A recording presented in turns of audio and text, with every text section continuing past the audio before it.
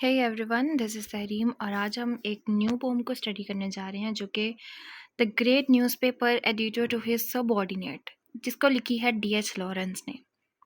Let's begin our lecture.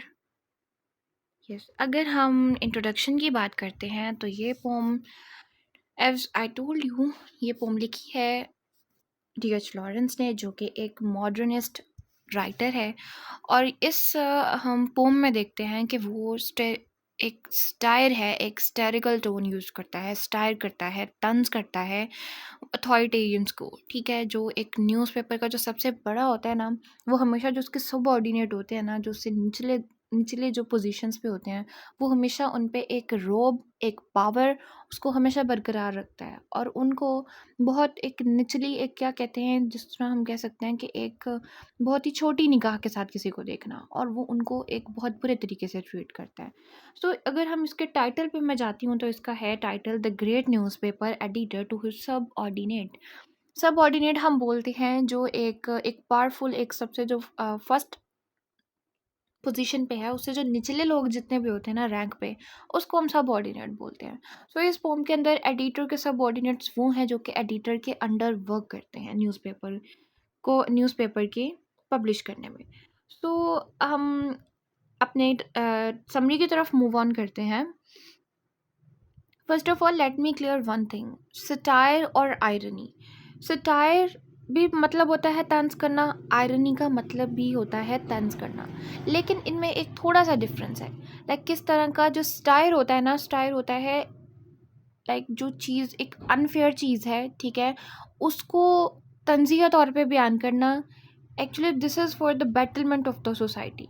Like अगर एक unfair चीज़ हो रही है, ठीक है, जिसमें अनजस्टिस हमें नज़र आता है, उस चीज़ को हाईलाइट करना। क्यों? ताकि ये चीज़ क्या हो जाए, बेटरमेंट के लिए ये चीज़ मॉडिफाई हो जाए, ये जो हो रहा है उसको ख़त्म कर दिया जाए, ये उसके अगेंस्ट होता है। लेकिन अगर हम आयरनी की बात करते हैं ना, तो आयरनी का मतलब होता है तंज करना, बल्कि मजाक उड़ाना, मजाक उड़ाने के लिए किसी का तंज करना। Satire for the betterment of the society, और आयरनी क्या है? For mockery. ठीक है, सो अब हम इसकी मेन समरी की तरफ आते हैं। सो ये एक हिस्टोरिकल पोम है जो कि D.H. लॉरेंस जो है ना, वो एक न्यूज़पेपर एडिटर की एक फ़िगर हमें दिखाता है और उसको किस तरह पोर्ट्रे करता है कि वो अपने सबऑर्डिनेट्स के साथ बहुत बुरे तरीके से बिहेव करता है।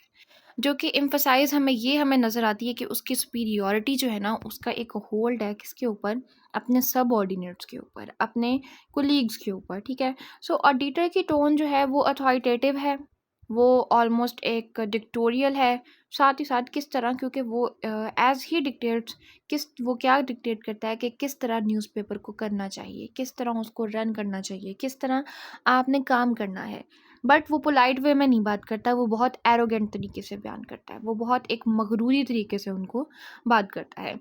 सो यहाँ पे ना हमारा वो जो पोम के अंदर एक करेक्टर जो है एडिटर का, वो एक्सपेक्ट करता है कि उसकी ओबीडियंस की जाए। ठीक है, और वो ये भी डिमांड करता है कि उसके जो सबऑर्डिनेट जो है ना, वो उसके adhere to his vision without question. Like जो वो कहे ना, उसको बगैर कोई सवाल जवाब किए उसको माना जाए। सो ये पोम जो है ये क्रिटिसाइज़ करती है एक पावर इम्बैलेंस को जो कि जर्नलिज्म के अंदर पाई जाती है। साथ ही साथ ये हाईलाइट करती है कि किस तरह जो एडिटर्स जो होते हैं ना, वो ऑफन क्या करते हैं, कंट्रोल नैरेटिव्स और सप्रेस करते हैं इंडिविजुअल थॉट्स को। सो ये पोम ये भी हमें रिफ्लेक्ट करती है कि किस तरह एक लॉरेंस का ब्रॉडर स्केप्टिसिज्म है इंस्टीट्यूशंस को लेकर। लाइक जो कि कहते हैं कि हम पब्लिक के ओपिनियन को शेप करते हैं, जबकि वो क्या करते हैं, उसको साइलेंट कर देते हैं। वो वही लिखते हैं जो वो दिखाना चाहते हैं, जो वो पढ़वाना चाहते हैं लोगों से।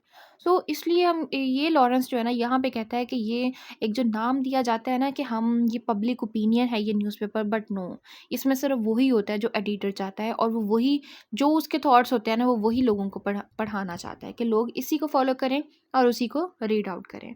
So this is all about the summary of this pome. अब हम इसके थीम्स की तरफ जाते हैं। तो सबसे पहला जो थीम हमारे पास आता है वो है power and authority. Power authority का सबसे पहला थीम आता है क्योंकि एडिटर जो है ना वो इन्फोर्स करता है स्ट्रिक्ट रूल्स को। बहुत सख्त किस्म की रूल्स रेगुलेशंस एक अप्लाई कर देता है अपने उस ऑफिस के अंदर ओवर हिज सबऑर्डिनेट। सेकंड हमारे पास आता है सटायर एंड आयरनी का थीम आता है, ठीक है।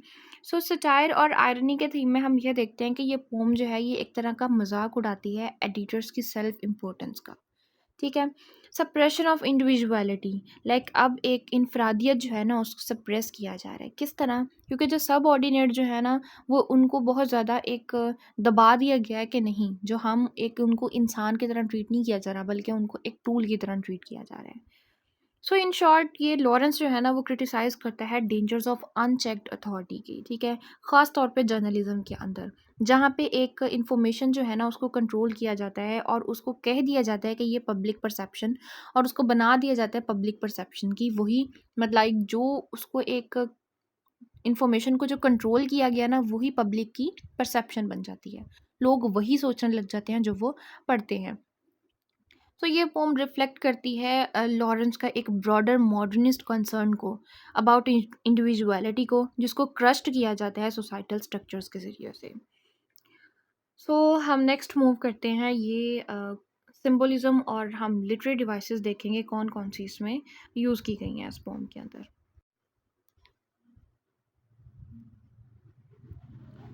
सो फर्स्ट है आयरनी को यूज़ किया गया है। ये लिटरेरी डिवाइस यूज़ की गई है, लाइक एक एडिटर की जो सेल्फ प्रेज़ है ना वो अपने आप की जो तारीफ़ करता है ना उसको आयरॉनिकली बयान किया गया है, जो कि एक्सपोज करता है उसके खुद के फ्लॉज़ को, उसकी खुद की एक जो उसकी डिसक्वालिटीज़ जो है ना वो उसको डिपिक्ट करता है rather than proving his greatness. So second हम देखते हैं सटायर। सटायर को यूज़ किया गया है, लाइक ये पोम जो है ना ये एक रिडिक्यूल करती है किसको? Arrogance of those in power. उन लोगों का मजाक उड़ाती है जो कि क्या हैं, उन लोगों को प्रेजेंट करती है हमारे सामने जो पावर के, जिनके पास पावर है और उनके जो गुरूर मगरूरी हो चुके हैं जस्ट अपनी पावर होने की वजह से। सो सेकंड वन हम डिक्शन। डिक्शन बोलते हैं लैंग्वेज, एक जिस तरह की लैंग्वेज यूज़ की गई हो। तो ये पोम के अंदर जो लैंग्वेज है वो बहुत फॉर्मल किस्म की यूज़ की गई है, कमांडिंग किस्म की यूज़ की गई है, जो कि री करती है एडिटर्स की अथॉरिटेटिव स्टांस को। सो नेक्स्ट वन हम देखते हैं कि रेपिटिशन हमें नज़र आती है, जो कि क्या करता है, एम्फेसाइज करता है एडिटर्स की ऑब्सेशन विद कंट्रोल। सो अब हम अपने कंक्लूजन की तरफ आते हैं। सो ये पोम जो है ये हम कह सकते हैं कि सिर्फ ये उस टाइम की नहीं है जब ये लिखी गई, बल्कि ये आज प्रेजेंट टाइम में भी यही स्टांसेस हो रहे हैं, यही चीज़ें, यही इवेंट्स पाए जा रहे हैं, ठीक है।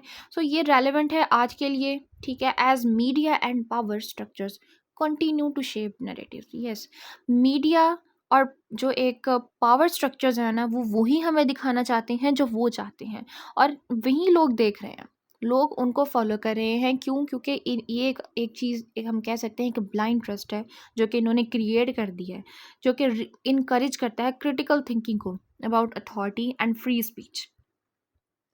सो अगर इस पोम को हम इसका होल एसेंस देखें ना तो हम ये कह सकते हैं कि ये the great newspaper editor to his subordinate जो है ना ये एक बहुत एक पावरफुल एक डिपिक्शन है जो कि हमारी सोसाइटी में पाई जाती है। लॉरेंस की ये पोम जो है ना ये सिर्फ एक क्रिटिसाइज़ नहीं करती जर्नलिज्म को, बल्कि ये एक यूनिवर्सल रिफ्लेक्शन है किसके ऊपर? अथॉरिटी और कंट्रोल के ऊपर। ये पोम एक्सपोज करती है लीडरशिप के फ्लॉज को, कि किस तरह वो एक डोमिनेशन क्रिएट कर देते हैं और ब्लाइंड ओबीडियंस को चाहते हैं कि फॉलो किया जाए। So this is all about today's lecture. I hope आपको ये पसंद आया होगा। Thank you.